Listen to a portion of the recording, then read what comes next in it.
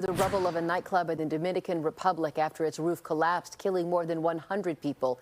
Dominican police say hundreds were inside the venue at the time for a concert, including politicians and athletes. Among those killed, 2 former baseball players. One had ties to the Bay Area.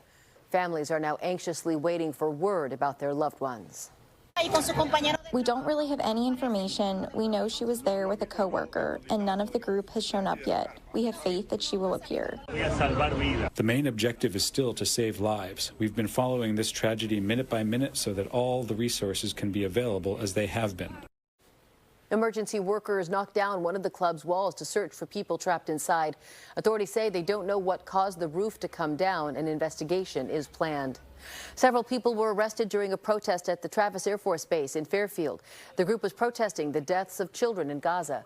Dozens formed a human chain during the morning commute, blocking the entrance to that military facility. The group said it chose to protest at that location because it's one of the most important Air Force bases in the country. This was its second time protesting the gates to the base this year.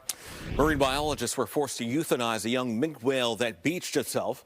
The whale was spotted near the Emeryville Marina in shallow water. We told you all about this yesterday at noon. It had been seen several times near shore in the last week. Experts had hoped high tide would help it back out to sea yesterday evening, but scientists determined the whale's health had deteriorated and said there was no other humane choice but to euthanize it. We have exhausted all potential options based not only with the low tide situation, but its continued pattern of stranding. This is potentially as many as the 3rd time that it's stranded in 1 week. This is not normal for a whale. Over the 50 years of the Marine Mammal Center researching whales and understanding their patterns of behavior. The Marine Mammal Center says a necropsy will follow to determine the cause of the whale's failing health.